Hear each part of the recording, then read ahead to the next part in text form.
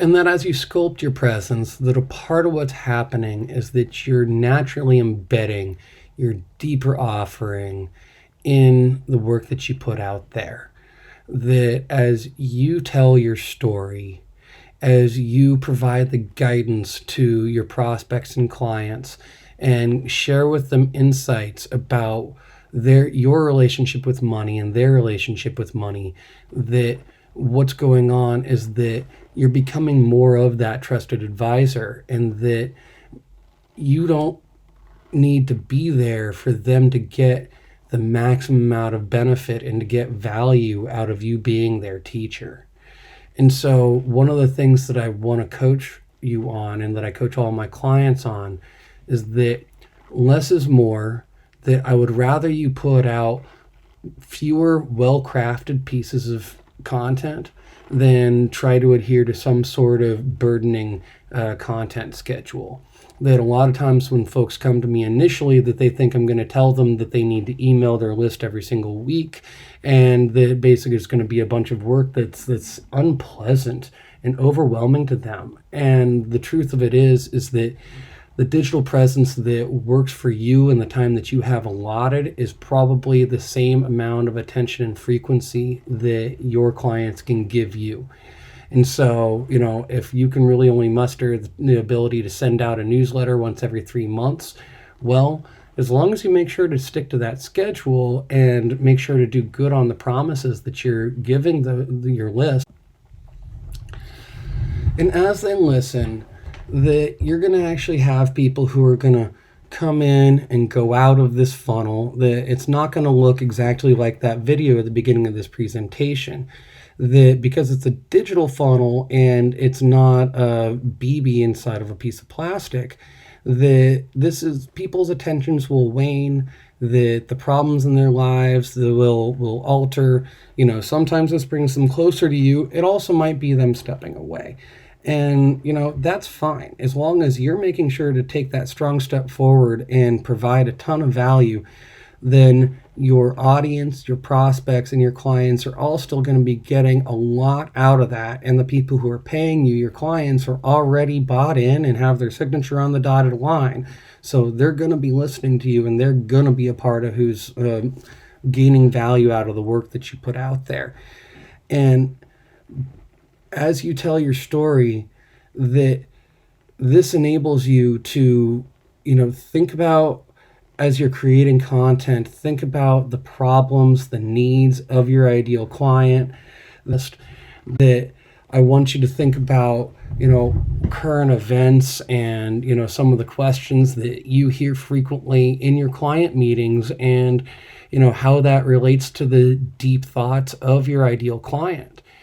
And that as you go out there and share what it is, like, you can take something from a client meeting and go and, never share any names, never ever share any details, mix up a couple of things maybe just for good measure, and see how this fits with the ideal client that you put out there. I do actually recommend to a number of my clients that rather than one ideal client is good, that I want you to think about, current events and, some of the questions that you hear frequently in your client meetings, and, how that relates to the deep thoughts of your ideal client. And that as you go out there and share what it is, like, you can take something from a client meeting and go and, never share any names, never ever share any details, mix up a couple of things maybe just for good measure, and see how this fits with the ideal client that you put out there. I do actually recommend to a number of my clients that rather than one ideal client is good, but actually having 3 is significantly better. That you can use this like a zone defense in basketball, and that you can have it so that I want you to think about, current events and, some of the questions that you hear frequently in your client meetings, and, how that relates to you, to make sure that you don't overcommit. That this is first and foremost, it isn't a directly revenue generating activity. At the same time, when you put the money and effort into marketing, it's amazing to see how clients do come to your door more frequently, although that path and attribution can be difficult. And when you don't market as much, sometimes it makes it so that your phone doesn't ring as much. And it can have this, I'll see folks vacillate between, they do some marketing, business starts to get busy, and then it's too busy. They stop paying attention to the marketing as much, and then business dries up, and it starts to be this cycle. And so by having a plan, you can start to create consistency to this and really move on to the next and bigger, the deep thought question, which is that I need you to ask yourself, how is it that someone's becoming your client? What are the questions, problems, reservations that they have as they approach you? And that as you do lots of that you can automate a fair amount of this process, but you can't automate everything. I'm demonstrating how it is that you can leverage your voice and make it bigger, but at the same time, your ideal client can't automate everything. There are a number of things that you can automate. But you can automate parts of the website experience, how your opt-in bribe is triggered on the beginning of your website. You can, schedule the indoctrination process of your, welcoming someone into the firm. And you can also make it so that you can automate a bunch of the data acquisition process so that you can, when you actually sit down with a client, that you have more information that you have to start the conversation off right. And that makes it so that you can actually get deeper into that client conversation immediately and hit the ground running. It's also easier so that you can actually automate just some of the data, like if you need to get someone's tax returns, other things like that. There's ways that you can use file vaults and have these tools and infrastructure in place so that you can save time as you go through this process. Same time, there's a lot that you can't automate. You can't automate reactions to the news. You can't automate, a true content schedule. Though you can build something out a few months out, there's a way that you have to voice something if it's going to really be, agnostic of current events. And if you talk about something, you're like, oh, the 4th of July is coming up, and the person who's listening to it is October, it's in October, that's a problem. And I've also actually seen problems with clients where they're trying to put out social media content, and they're putting it out 2 weeks ahead. And as a result of it being 2 weeks ahead, there's just sort of this disjoining between what it is they're putting out there and what's going on in the present when the people are actually reading the messages. And what they found was that it actually worked a lot better to schedule that week's messages, and that would make it so that they're within relatively the right amount of time, but not to go further than that. And then at the same time, you do need to keep a little bit of an eye on it so that if someone mentions you in the news, if there's somebody who, a prospect that reaches out to you, that you do have the systems in place to react to them quickly. One of the deals with this digital marketing world and this online world that we're in right now is that folks do want to have an immediate reaction. And so you can even, a good example of what you can and you can't automate together would be something like a chatbot. That you can automate the beginning of that chatbot where you're like, okay, what are your needs? What are your questions? You can use this entire process to figure out a fair amount about that. But there's a certain point where at a complexity of question that you can't automate it anymore.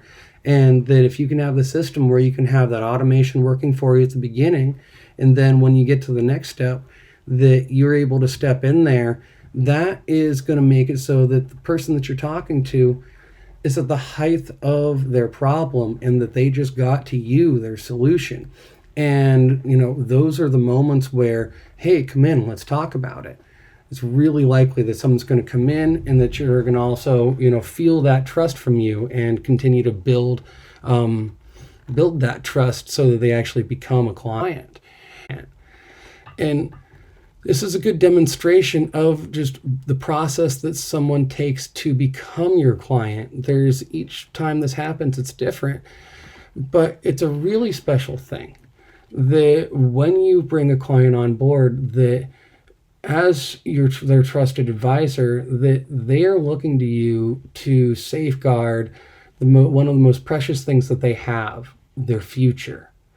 and that when they look to you, that they need this advice, that this is, they don't know what to do, and that you're the person who's going to provide that result. And that if you've gotten to this point in the process, that they know that they like you, they know that they trust you, and so they're ready to come on board.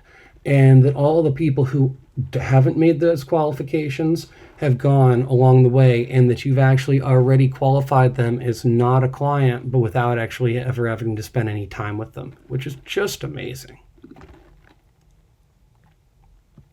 And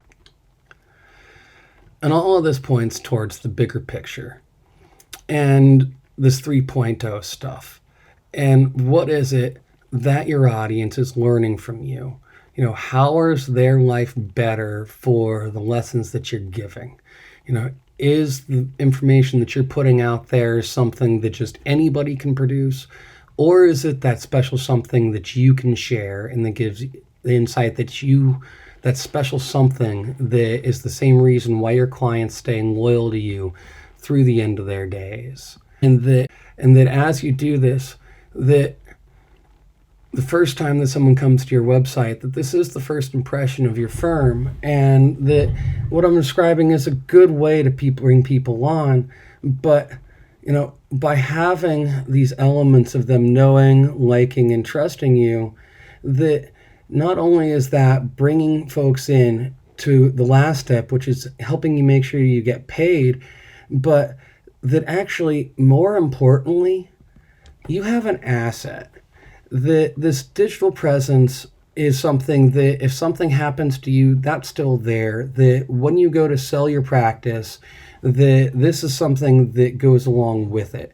And that can also be a part of the rubric that lets you see if the person that you're considering succeeding your firm is a good fit.